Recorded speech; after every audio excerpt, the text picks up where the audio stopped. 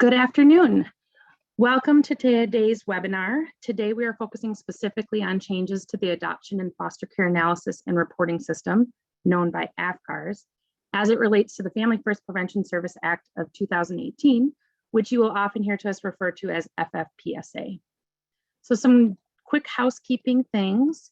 You will not be able to unmute yourself. Slides will be available both during and after the webinar.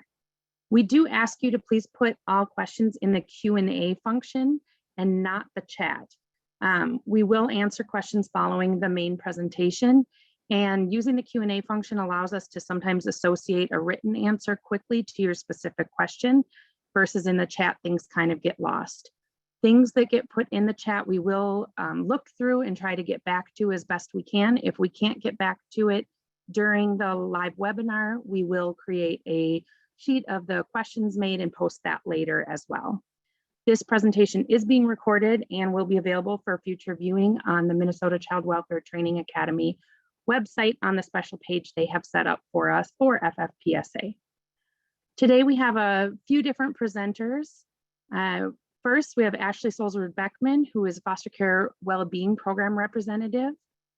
We have Deborah Besky-Brown, the Children's Services Program Supervisor. Eric Kratt, who is joining us from the Child Welfare Training Academy and has a special focus on the SSIS entry. Tamara Moore is our Expecting and Parenting Youth Specialist. Nick Vogel is our Extended Foster Care Policy Specialist. And I am Jessica Broger, and I am a Foster Care Policy Specialist here at DHS.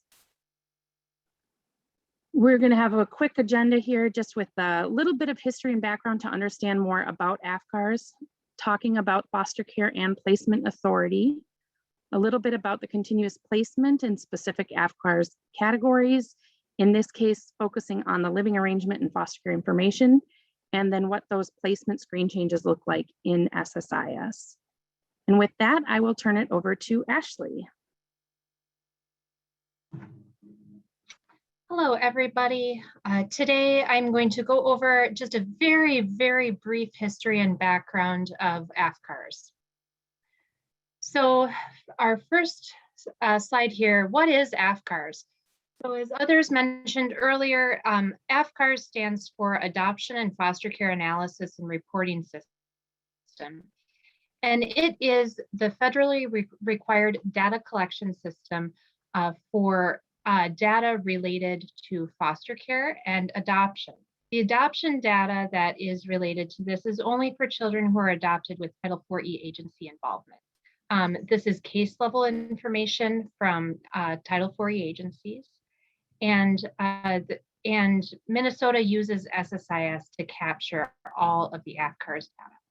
So when case managers, caseworkers, and other county staff and tribal staff enter in data to SSIS, that ends up getting reported to the federal government. Next slide, please. So why is AFCARS? So AFCARS, the data that's collected, it allows federal, tribal, and state policy makers to access and use the data. And the policy is also available to the general public as well. It can be requested by the feds to access that data. It's all aggregate level case data, and it assists them with policy development and program management. And then the Children's Bureau specifically uses data for congressional reporting and requests, short and long-term budgets and planning, Title IV-E eligibility reviews, child welfare outcome reports, our CFSRs, and allotment of JP funds, to name just a few. Next slide, please.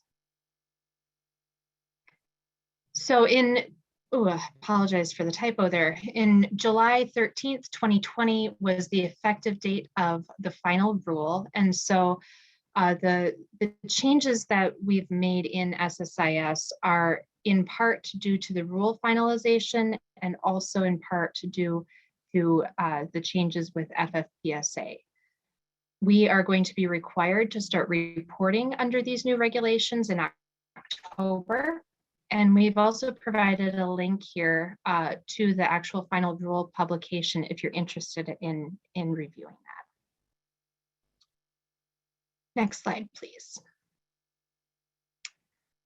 So I've listed on here several of the categories that are included for foster care data. This is not an exhaustive list, and there's multiple data elements under each of these categories.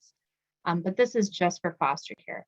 Today, we are going to be focusing on living arrangement data and foster care information data. Those are the two pieces that we're focusing on today, although there have been other changes in other areas. Late last year, the episode and removal circumstances have had changes, but we're not going to go into those changes in this webinar today. And then with that, I am going to turn this over to Jessica.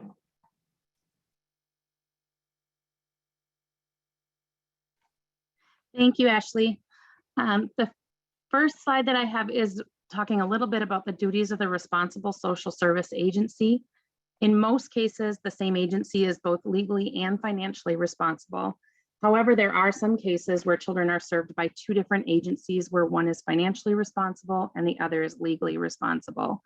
I know that we get a fair amount of questions on this. And so I did put into the chat already our EDOC regarding this, which is 3822, and kind of lays them out with more detail. But in general, the legally responsible agency roles include, as listed on the screen, placement decisions, case and permanency planning, ensuring compliance with applicable laws, and making sure to provide all of that info to the financially responsible agency so that they can do their required SSIS data entry that plays into the AFCARS. So with that, the financially responsible agency roles are maintaining the case record, entering both the placement and permanency planning info, and working with the legally responsible agency to get that information. So I wanted to move on to the definition of foster care, which is not as simple as it seems. So we want to anchor back to that specific definition, which is 24-hour substitute care for a child for whom a responsible social service agency has placement and care responsibility, and who is placed away from a child's parent or guardian. And that requires a child to be placed away from a parent, with just a couple exceptions, one of which is really anchored with FFPSA, and that is the co-location with a parent in an approved substance use disorder treatment program.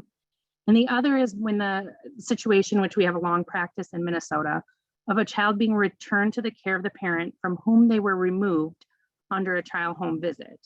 And that needs to be after there's been a CHIPS adjudication and the child has been in foster care. So one of the common examples that we get as far as consulting on from a 4E perspective and data entry is when a child has been put into the care of their father. That is under protective supervision because it doesn't meet the definition of foster care of being placed away from a child's parent or guardian.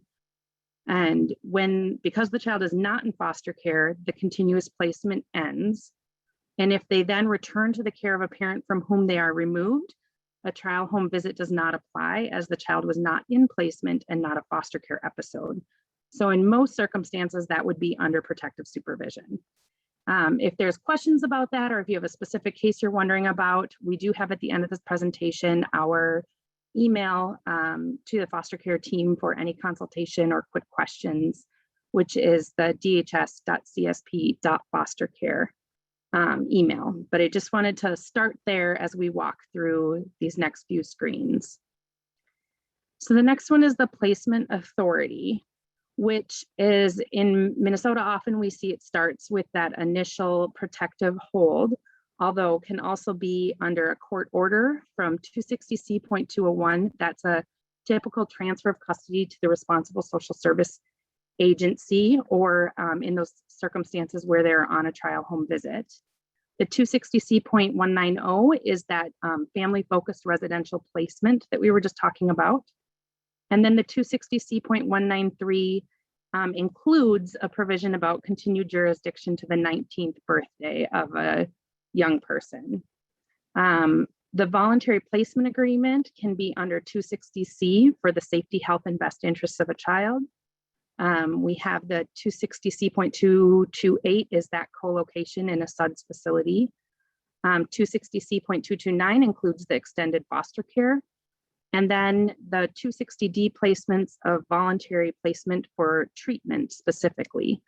And a note with that is that all obligations of the agency to a child and family in foster care that are in Chapter 260C that are not inconsistent with 260D are also obligations of the agency.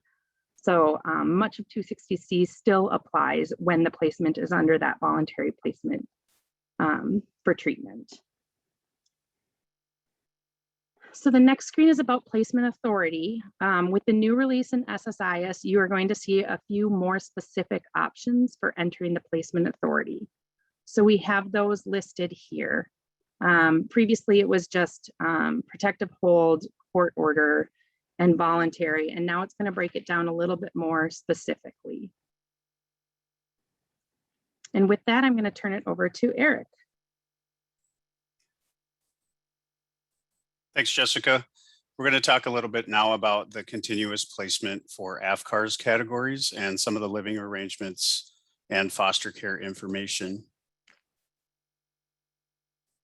So as you all may know, the placement status is recorded in SSIS, and the continuous placement starts and lasts the entire time a child lives away from their home through the authority of an emergency hold, a court order, or a voluntary placement. And then that continuous placement ends when the agency's authority concludes through, and you see the bullet points listed on this slide, voluntary placement agreement ends, reunification with a parent or guardian, custodial or non-custodial, the transfer of permanent legal and physical custody to a relative, and a finalized adoption. So most of you may or may not remember that continuum from new worker training. It was an arrow that represented the continuous placement. And on that arrow were dots, and those dots were associated or affiliated to a placement or a location or an absence. So that was really to represent the continuum of a continuous placement, and that it starts when the child is removed and is reunified in some way, shape, or form as listed on this slide. And there can be a variety of placements, locations, and unauthorized or authorized absences throughout that continuum.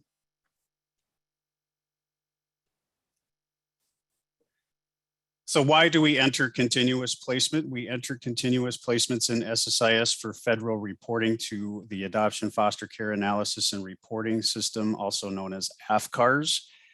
We record the continuous placement for state, county, and tribal review of case outcomes. And then we also record the continuous placement for county and tribal program management of individual case records.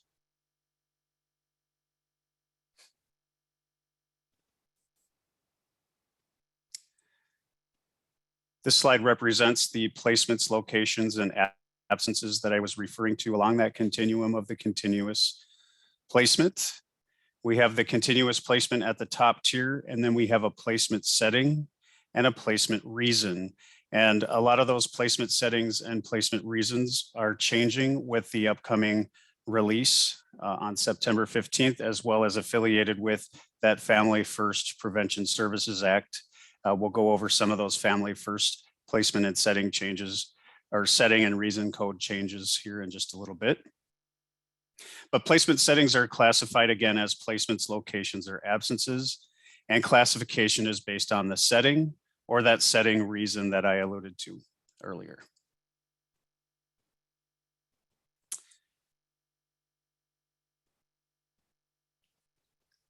Optional SSIS data entry. You may enter data to track the location of a child for whom the agency does not have the placing authority. So the situation may occur if another agency requested courtesy supervision, the Interstate Compact on the Placement of Children, or ICPC, received and accepted. Agency has legal responsibility, but not financial responsibility. And the child is in the care of a non-custodial parent. So once again, this slide is going over that optional SSIS data entry.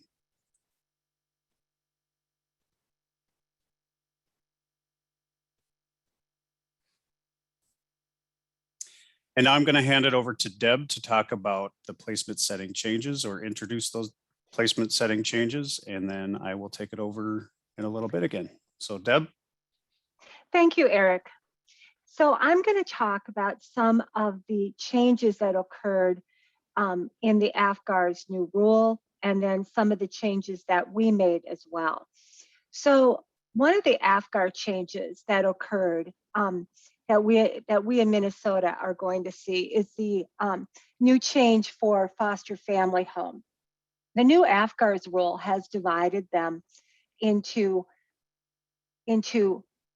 relative family foster home and kin family foster home. And this is a significant change for us because we've always recorded all the relative placements as relative family foster homes because their definition included that. The federal language now makes a distinction between relatives who are related by blood, marriage, and adoption, and that would be considered your relative family foster home, and the kin, and that would be the fictitious kin, the individuals who aren't related to the child by blood, marriage, and adoption, but are still considered relatives by the family. So that would go under the family foster home kin. We added a new provision for PRTF. PRTFs in AFCARS are considered a psychiatric facility. So they're considered like a hospital, but now there's a specific place for you. If you do have placement responsibility of a child that goes into a PRTF, that you can record it as a PRTF so that it's simple. We have also added a new provision, and this is an authorized temporary location. Oftentimes we were getting questions from counties regarding how do I record a child who is away for camp for a month, or who has enlisted early in the military and is going off for the summer to a military camp. How do I record that? How do I record if the child is left the foster home and went to live in another state or in another country due to an educational program, an exchange program? How do I record that? Job training, the same. If the child is left, and this would primarily be children under 18. If a child has left a foster home and gone to a program for job training for a period of time, or that they've gone on an extended visit with a relative or with their parent. And an extended visit with a relative, we've had circumstances where the agency has approved or the court has approved a visitation with a grandparent or a visitation with another relative in another state for a month or 6 weeks, those kinds of circumstances. So that would be allowable under this authorized temporary location where the child is not necessarily left their previous foster care setting, but is authorized to be somewhere else for a period of time. For visitation, when it's apparent that visitation can be only less than 30 days because of the federal rules. Going on, there's new setting description changes. Oh, I was not finished. Sorry. New residential, there's setting description changes, and this is primarily based on FFPSA.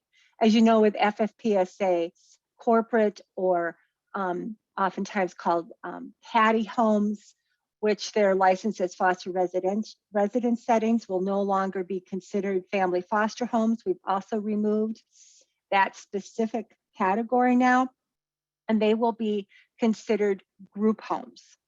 So you were changing the corporate foster homes to being group homes, and that is a group home that is shift staffed.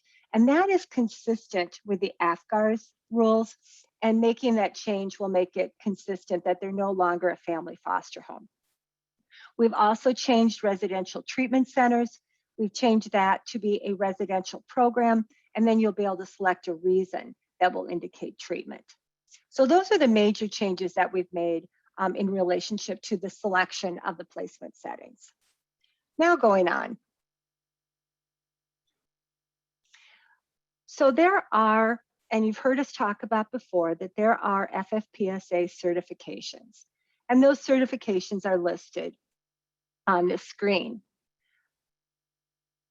The certification needs to be applied for by the facility. And once it's applied for by the facility, there will be an option for that you will see those, you'll have to look those up in AFCAR, in the licensing lookup, to know if the facility has that certification. But these certifications for FFPSA are going to be significant and information you will need to know as you enter the continuous placement. Now I think I'm turning it back to Eric to show you why those certifications are an important piece to know when you're entering the continuous placement. Thanks, Deb. I'm going to actually pass it to Nick to talk a little bit about, supervised independent living setting. Thank you, Eric. So there are, with the addition of the new certification, one of the new certifications is called supervised independent living as well. And so we want to talk a little bit about clarification of what 3 different programs call supervised independent living setting or a semi-independent living service. And so just for clarification, the new setting is a certification that is called supervised independent living. And that will be a setting that is certified as a facility under FFPSA. So that will be a licensed setting in a facility, or a certified setting in a facility. There's also what we currently call supervised independent living, which is for young people in extended foster care that live on their own. Primarily, these settings are not licensed, and they are settings such as an apartment, a dorm, a host home, a shared living arrangement of some type, or any other approved county or tribal setting. And so these are for young people that are living completely on their own in their own apartment or dorm, or completely on their own in an unlicensed setting typically. And then we also have what we call semi-independent living services. And these services are for adults with disabilities, and they can be licensed or unlicensed, but normally this is for young people or young adults with a developmental disability or a related condition, where they're trying to live somewhat independently in the community. And so we just wanted to clarify the different types of settings that we have, because now we have 2 settings that'll be supervised independent living, and then one that oftentimes is confused with the supervised independent living that's called semi-independent living services. And so we just wanted to make a determination, distinguish the differences between those 3 placements. And I'm going to turn it back over to Eric. Thank you.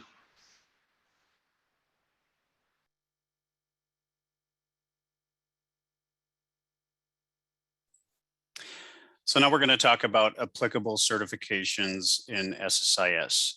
Children's residential facilities or foster residence settings must obtain an FFPSA license certification to be a Title IV-E approved facility.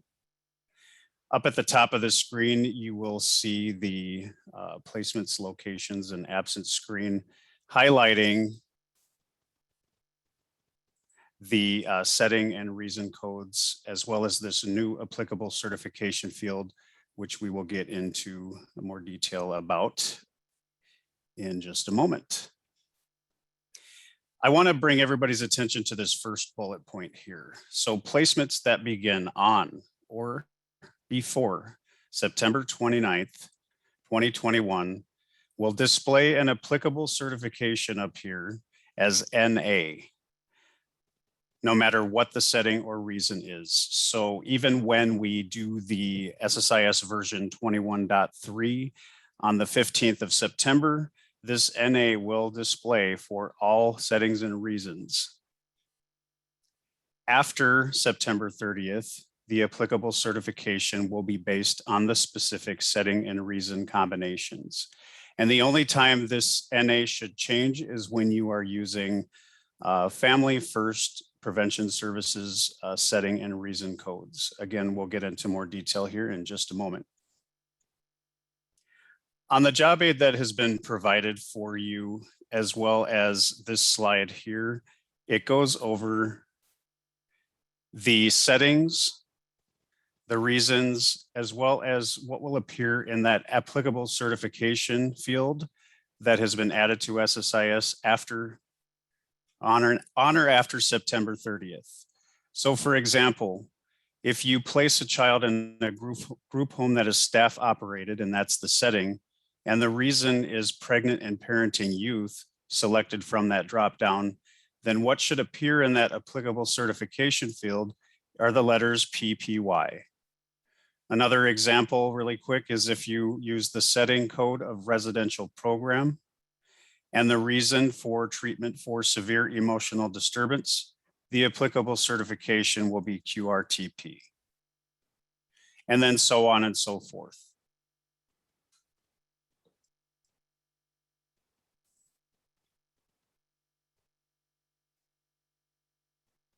So again, this just brings your attention to where we are located in SSIS to orient you. We are under the permanency folder where a lot of our updates and enhancements live as they relate to Family First Prevention Services.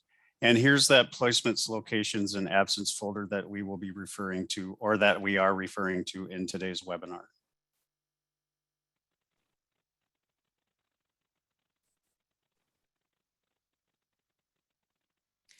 And then this is just a deeper look into the setting and the reason codes to use for individuals who are either placed in a group home that's staff operated or a residential program, with a reason of pregnant and parenting youth, with an applicable certification of PPY. And this screenshot down here demonstrates that applicable certification as indicated in this chart.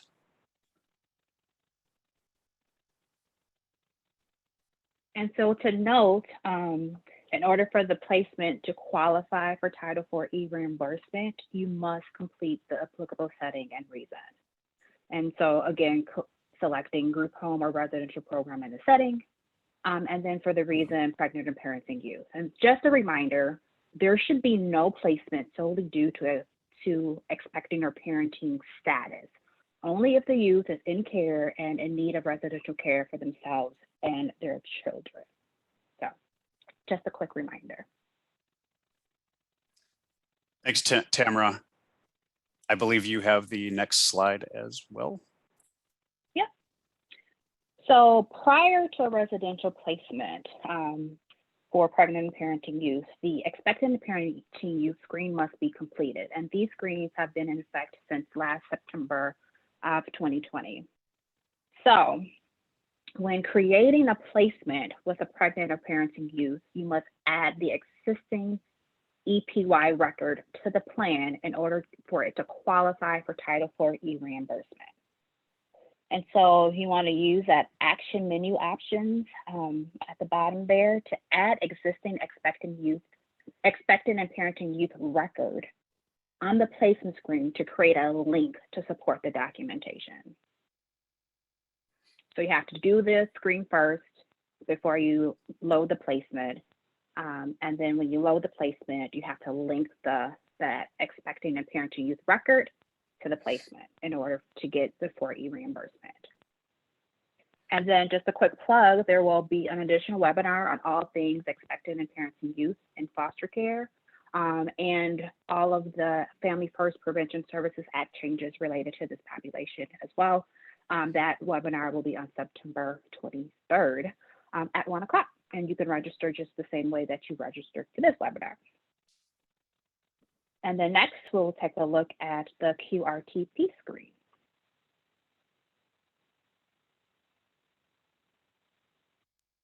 Deb, back to you. Thank you, Eric and Tamara. So I'm going to talk a little bit about the QRTP screen and the applicable reasons and settings. So when you are looking at a QRTP and the available certification, it can occur for any one of these settings. So the group home staff operated would be your corporate foster home or your caddy home. And then if you select this, they will look for that applicable certification. If you're looking at a residential program, they will look for the applicable certifications here and see if they are QRTP.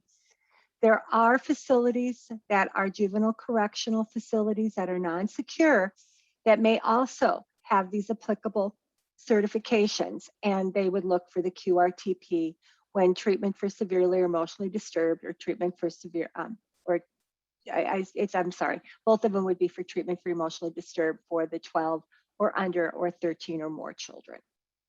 So that would be the applicable certification you would look for there. Now I think I'm moving it back to Eric.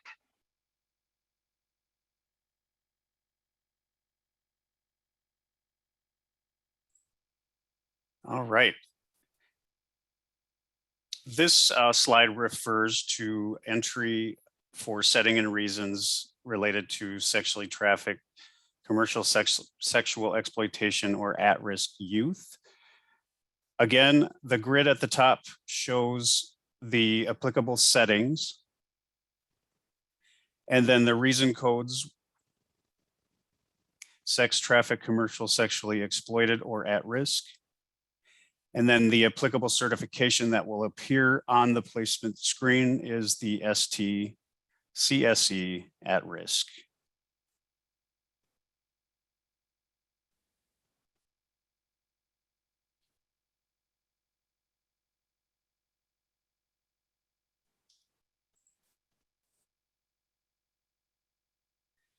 And then we're going to talk now about linking the SEY-STY documentation or record, or the at-risk record, to the placement screen when a youth is placed in this type of setting. Again, this follows the same logic as linking the EPY record to a pregnant and parenting youth placement screen. However, individuals are going to, for victims of sexual exploitation or victims of sex trafficking, they will need to fill out the SEY-STY folder related to this newly labeled folder in SSIS called Sex Trafficking, Exploitation, and At Risk. So again, if they're victims, you're going to fill out that SEY and STY information. If that individual is at risk, you will fill out a new screen that's been developed and will be discussed in more detail at a webinar coming up on September 14th. And this information will need to be linked to the placement screen. So you're again going to select the action menu at the bottom of the placement screen, and you'll see the menu bar and the action menu bar. And at the end of that action menu, you'll see add existing SEY-STY or at-risk link. And then you'll get this pop-up window that will allow you to add the SEY-STY link or the at-risk information.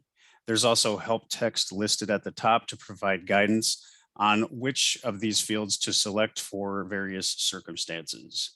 And then you would select OK, and that would bring the link of the SEY-STY information or the at-risk information into this placement screen.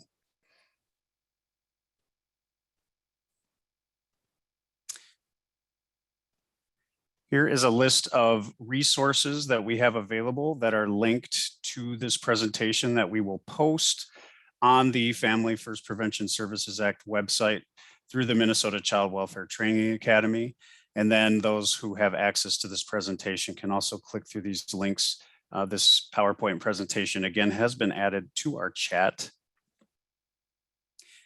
I want to bring special attention to a document that has been developed for placement and setting reasons, as well as information regarding the continuous placement. That also was, that link was provided for you in the chat as well. It's going to give a lot of guidance on all of the placements, setting, and reason code changes that are coming up with this September 15th release, as well as the changes that will begin on September 30th.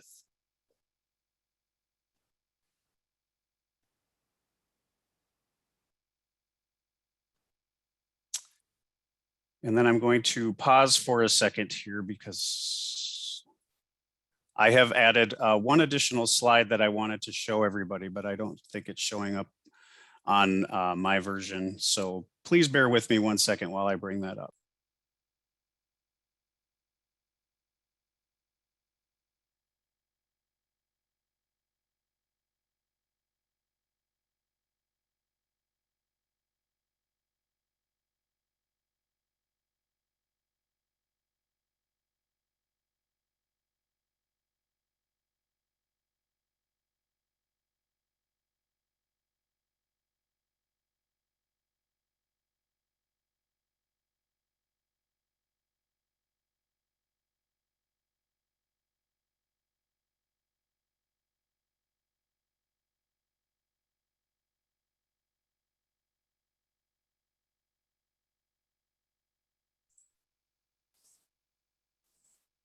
All right, sorry about that, folks. So going back to that information related to linking the at-risk information or the SEY, STY information, as well as EPY screen documentation.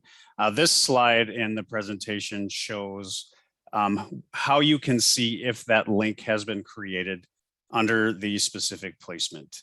So at the top left, you see the at-risk folder underneath the placement. In the middle screenshot, again, you see SEY, STY information that's been linked to the placement. And then you see EPY information that has been linked to placements that qualify or for the applicable certification of PPY.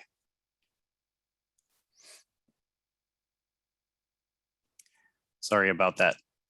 I had the wrong presentation up. And then again, here's the links that are included in the presentation. And we are now going to turn it over to all of you for questions, and again, provide you with that. For additional questions, please contact the specific email address here that's going to send your question to your policy related question to the CRM for the foster care unit.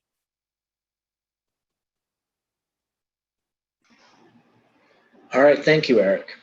So we do have just a few questions. If you have any more questions, you could please post them into the Q&A would be best. Otherwise, I can also grab them out of the chat. Thank you. First question, if a setting of group home staff operated is selected, but for reason someone picks safety stability, therefore applicable certification will be not available or not applicable, will only the first 14 days be Title IV reimbursable? Deb?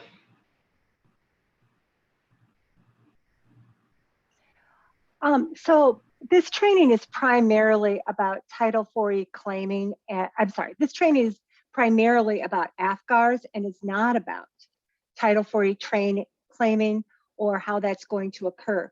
There will be another training in September that will be announced that will be about Title IV claiming and how those changes will occur.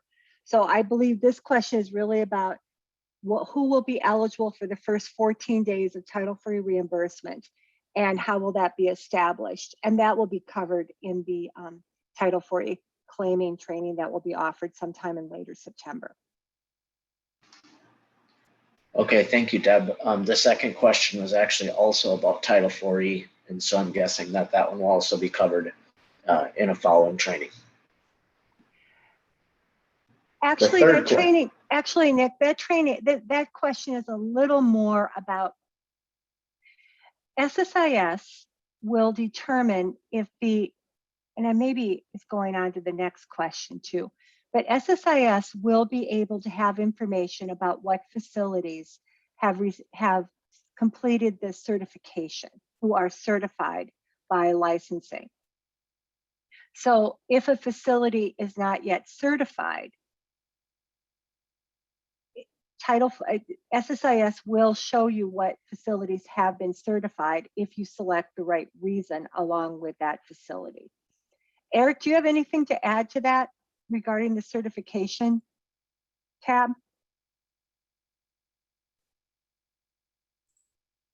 I don't think I have anything to add right now.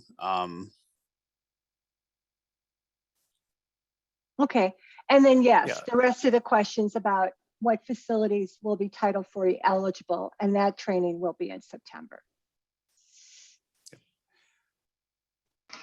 Okay, thank you, Deb. A question from the chat that's probably also for you, Deb, is are current group homes still considered group homes, or will they be considered residential programs? So I would, first of all, refer you to the handout to look at what is the current facility, or what is the facility you're looking at. There was no guidance and very little rules about what we considered a group home and what we considered a residential facility prior to this new version of AFCARS. AFCARS now is quite specific about some of those pieces, and especially related to FFPSA. So I would refer you to the handout to look at the definitions of what is considered a group home and what is considered a residential program, and make that selection based on that, as there was no rules about it prior to, and we don't have licensing that determines group homes. Okay, thank you, Deb. And the last question that we currently have is probably for Eric. Can we expect new proofing messages related to a missing applicable certification on the child foster care report? Any new reports to help us track all the various new fields, screens, and requirements in SSIS?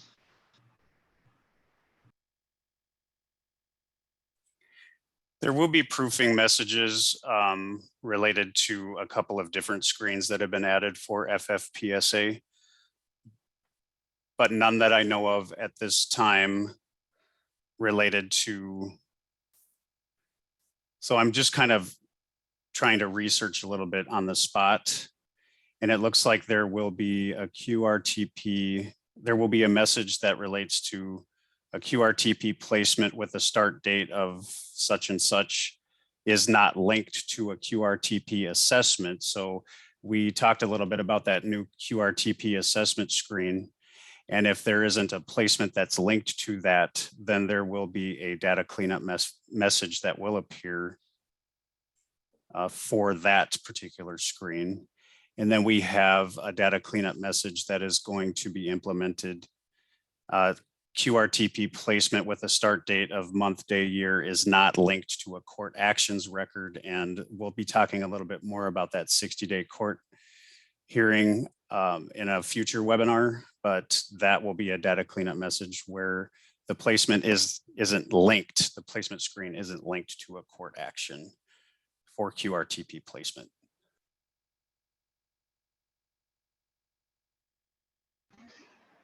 Okay, thank you, Eric. At this time, we do not have any more questions. And so I'm going to turn it over to Jessica for closing.